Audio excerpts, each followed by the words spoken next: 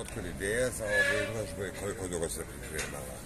Ova izložba se pripremala skoro godinu dana i nije prvi put da ova izložba predstavljena javnosti, ali smo je sad malo doradili, napravili smo neke izmjene, a ideja je nastala iz razloga što želimo da obilježimo oslobođenje Tuzle 2. oktobar i evo, obzirom da je 80 godina od prvog oslobođenja Tuzle, Muzej Istočne Bosne se odlučio da javnosti prikaže ovu dokumentarnu izložbu koju čine fotografije i dokumenti.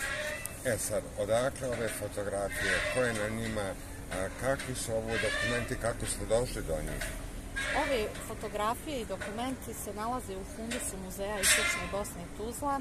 Muzej Istočne Bosne je osnovan kao Muzej narodno-oslobodilačke borbe 1947. i od tada pa sve do danas kroz vojni odsjek i kroz poklone od boraca dobili smo preko 10.000 fotografija koji svjedoče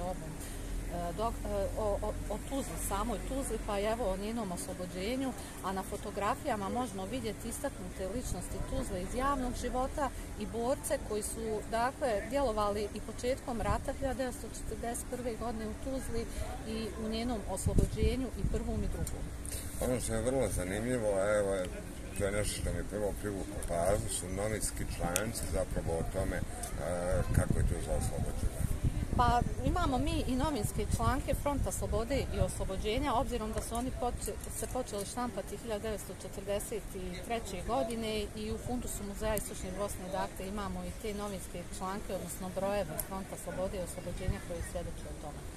Koliko su bitne ovakve izložbe zapravo za podsjećanje na sve ono što je Tuzla bila i prije, znači antifašistički grad, oslobođeni grad prije 18 godina, koja je takvu kulturu uspjela iznjegovati do dana današnjeg. A ove izložbe i slične aktivnosti su bitne da ne zaboravimo naše kulturno-istorijsko nasljeđe, da čuvamo od zaborava sve pozitivne ličnosti i pozitivne primjere koji su djelovali u Tuzli i u Drugom svjetskom ratu, a i u ovom odbrambeno-oslobodilačkom, i zato je jako bitna promocija kulturno-istorijskog nasljeđa kako kroz izložbe, tako i kroz radionce koje evo Muzej Istočne Bosne u posljednje 3 godine praktikuje sa našim učenicima i osnovnih i srednjih škola.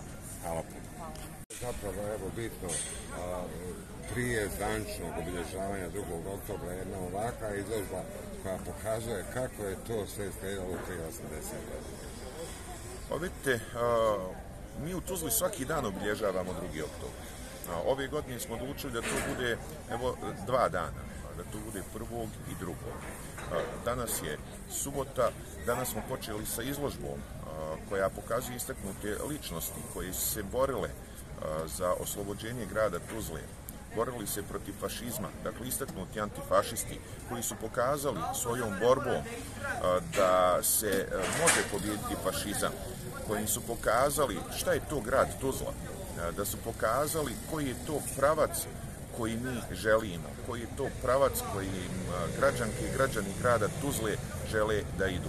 Mi taj pravac gajimo dugi niz godina, desetina godina i evo i dan danas nam je to zvijezda vodilja. Dakle, antifašizam, zajednički život, grad pun ljubavi, otvoren grad za sve i svakoga. Mi smo taj svoj patriotizam i ljubav prema čovjeku dokazali i u našem odbrambeno-oslobodilačkom ratu 1992-1995. godina i taj građanski, patriotski, tuzlanski duh i tuzlansku ideju ćemo gajiti, jer mislimo da je ovo jedini ispravni put za čitavu Bosnu i Hercegovinu, za čitavu planetu Zemlju. Dakle, put istine, put pravde, put zajedničkog života, put poštivanja različitog i različitosti, put pun ljubavi prema svim dobronamjernim.